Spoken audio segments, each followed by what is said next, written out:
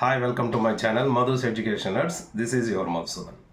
ఈరోజు ఈ వీడియోలో మనం ఏపీ ఎంసెట్కి సంబంధించి రిజల్ట్స్ వచ్చినప్పటికీ కూడా ఏపీ ఎంసెట్ కౌన్సిలింగ్ ఎందుకు లేట్ అవుతుంది, ఇంకా ఎంసెట్ కౌన్సిలింగ్ అనేది ఎప్పుడు జరగబోతుంది, అలాగే ఈ ఎంసెట్ కౌన్సిలింగ్ లేట్ అవ్వడానికి రీజన్స్ ఏంటి అనే విషయాలతో పాటు అసలు ఏపీ ఎంసెట్ వల్ల ఈ సంవత్సరం మనకి ఇంజనీరింగ్ అడ్మిషన్స్లో చాలా తీవ్రమైన పోటీ ఉంటుందంటున్నారు. అది ఎంతవరకు నిజం?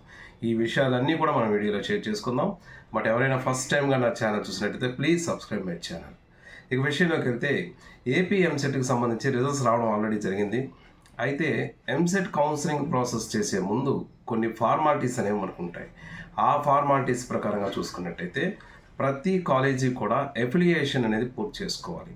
ఇంకా ఈ సంవత్సరం సంబంధించి ఏ కాలేజీలో కూడా ఎఫిలియేషన్ అనేది చేయలేదు. ఎఫిలియేషన్ కంప్లీట్ అయిన తర్వాత మాత్రమే ఎంసెట్ కౌన్సిలింగ్కి స్కెడ్యూల్ అనేది రిలీజ్ చేయడం జరుగుతుంది. ఇది ఫస్ట్ మనకి లేట్ అవ్వడానికి రీజన్. ఇక సెకండ్ రీజన్ ఏంటంటే ఎంసెట్ కౌన్సిలింగ్తో పాటు దీనికి ముందు సెకండ్ ఫేజ్ రిజల్ట్స్ అనేది రావాలి. సెకండ్ ఫేజ్ రిజల్ట్స్ అనేది మనకి ఒక 2-3 డేస్లో సెకండ్ ఫేజ్ రిజల్ట్స్ కూడా ఇస్తారు. ఎందుకంటే ఎంసెట్ ర్యాంక్స్ అనేవి అందరికీ డిసైడ్ అయిపోతాయి కాబట్టి దాన్ని బేస్ చేసుకొని మన కౌన్సిలింగ్ ప్రాసెస్ అనేది స్టార్ట్ అవుతుంది. ఇది సెకండ్ రీజన్ కింద మనం చెప్పుకోవచ్చు. థర్డ్ విషయంకి వచ్చేసరికి జోషా కౌన్సిలింగ్ అనేది మనకి ఆల్రెడీ ప్రాసెస్లో ఉంది. ఈ జోషా కౌన్సిలింగ్ పూర్తయిన తర్వాత మాత్రమే ఎంసెట్ అనేది స్టార్ట్ అవుతుంది. మనకి ఎంసెట్ కూడా 3 దఫలుగా 3 ఫేజెస్లో మనకు జరుగుతుంది. First counselling, second counselling, third counselling అని. సో ఈ 3 కౌన్సిలింగ్స్ పూర్తి చేయాలి అంటే ముందు ఇప్పుడు మనం చెప్పుకున్నట్టుగా కాలేజీకి అప్లికేషన్స్ జరగాలి. కాలేజ్ అప్లికేషన్స్తో పాటు రిజల్ట్స్, సెకండ్ ఫేజ్ రిజల్ట్స్ రావాలి. కౌన్సిలింగ్ ప్రాసెస్ కూడా కంప్లీట్ అవ్వాలి. ఈ 3 కంప్లీట్ అయిన తర్వాతే మనకి ఎంసెట్ కౌన్సిలింగ్ అవుతుంది. అయితే ఇక కాలేజెస్ తరక అప్లికేషన్ ప్రాసెస్కి ఎన్నాళ్ళు పట్టచ్చు అనే డౌట్ అందరిలో వస్తుంది.